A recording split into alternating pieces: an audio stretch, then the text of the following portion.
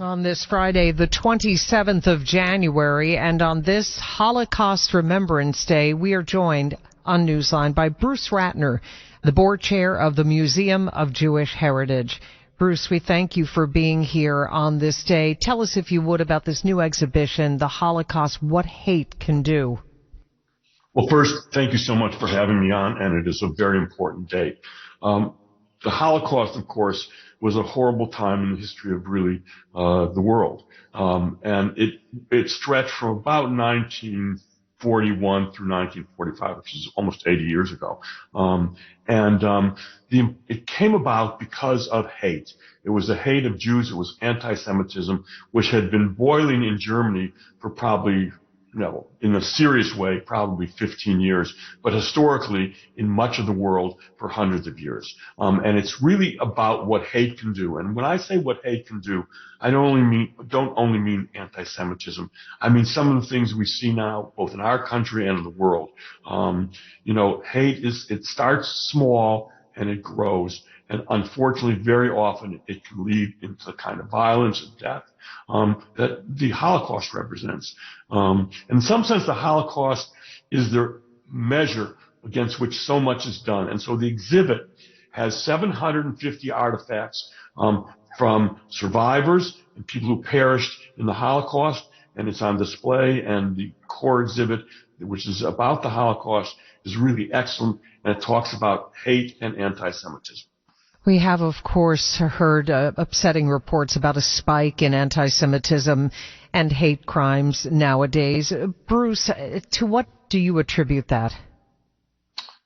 I attribute that to sort of the letting down of our guardrails of being careful what we say about people, what we think about people, and how we treat people. And that has been going on, I would say, for probably 5 or 10 years. We've kind of let the guardrails down. We may think something, but we don't act on it. And we try to learn to accept other people and who they are and respect whatever race they are, whatever religion they are, wherever they come from. And unfortunately, the guardrails have fallen down over the last 5 to 10 years. I don't want to blame social media because it's a means, but it's allowed people who hate, don't like, racist, and so on to have a forum. And I think that has not helped. I can't blame it's obvious the people who are doing it, but on the other hand, social media has not been helpful to the issues of not only anti-Semitism, but really the hate and dislike and singling people out. I heard this morning someone say that nowadays, because of this rise in anti-Semitism, that it's not enough just to say that you are not anti-Semitic. That's not good enough anymore. No, it's true. And, anti-Semitism has been going on for well over 1,000 years.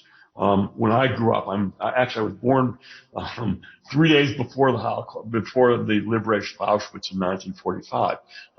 And growing up, I was told by my father, who came from Eastern Europe, that, Bruce, look, they're Jewish, and so the banking business is not open to you. The insurance business is not open to you. I became a lawyer, and some law firms would not take people who were Jewish.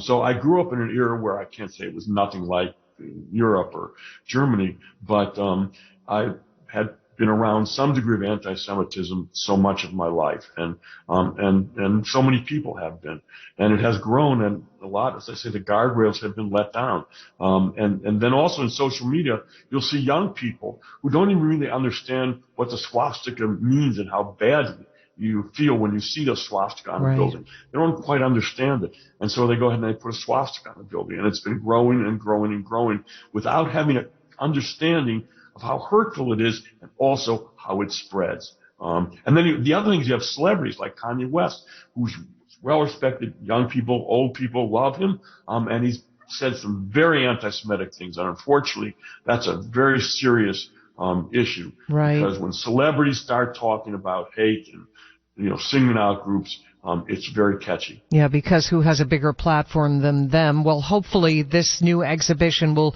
do something to remedy that. The Holocaust, What Hate Can Do. Bruce Ratner, the board chair of the Museum of Jewish Heritage. We thank you so much. Thank you for having me on.